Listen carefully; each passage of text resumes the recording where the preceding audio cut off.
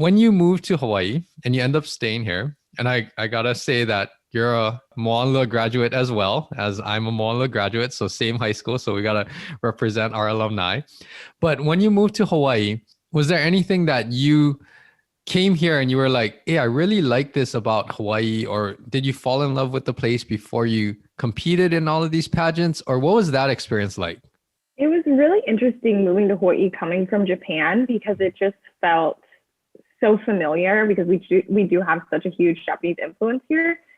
So it already was comfortable. It's absolutely beautiful. And it just was like, okay, well, this is our home. This is cool. We live in Hawaii now. And we're going to be part of this community. It was great. I mean, I just loved it instantly. And I felt like we as a family, the first 2 months that we lived here, we actually were living in a hotel because our house that the military gave us wasn't ready. So we just really bonded as a family because we're in this hotel room for 2 months. And that's just kind of how it worked. So I really liked it because we had that opportunity to really just hang out. Got it. How long did you live in Japan before Hawaii? 4 years. Wow. So can you speak fluently in Japanese? I cannot. Because we lived in Spain first, I was learning Spanish. And so I just kept learning Spanish. And we didn't know that we were going to be there for 4 years. We originally were only going to be there for 2. So I thought, well, I might as well continue the language. I've already started. I probably won't be able to pick up another one in 2 years. And now at this point, if I knew I was going to be there for 4 years, I probably would have started. But yeah, too late. But that must have been a good experience too. Was there anything that you really loved about Japan since you lived there for a pretty good amount of time growing up? Japan is just the best place in the world. Everything is so amazing. I always talk about the little things in the culture that I love, like the airport. You know, when you have the conveyor belt at baggage claim when your suitcases come out. In Japan, they have this line around it that says, please stand behind the line. So that way everybody can see. And I just think it's so small, but so great because every time I'm in an airport now in America, I'm just thinking if everyone would stand back and we would all be able to see. Yes. It's the little things that leave the biggest impression. Yes.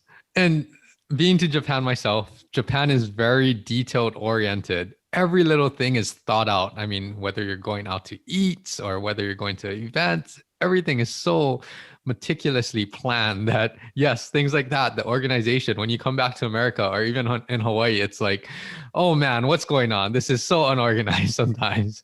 But yes. I know. So, yeah. So this is interesting because all of these experiences with all of my guests that come on the podcast and people that I work with, all of these experiences throughout your childhood growing up, I think it really paves the road for you to succeed in the future.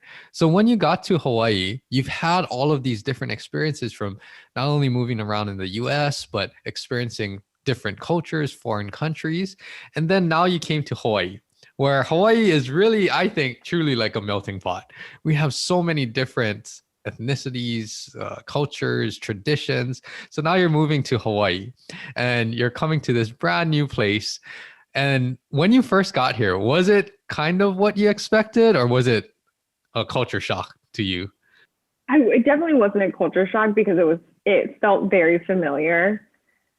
But I don't know. I remember our school in Japan ended really late in the summer. And then when I got here, school started August 1st. So I had maybe like a couple weeks of summer. I just immediately jumped into the school. And so the school was the one thing for me that was different because my first high school only had 200 kids and then Honolulu way bigger. Yes. So I immediately was like, what is going on? There's too many people here. How does anybody know anybody? Just a little confused because also in my head, I had watched all this TV. So I had an idea of what an American high school was supposed to be like. And I was like, wait, no one's singing in the hallways. What's going on?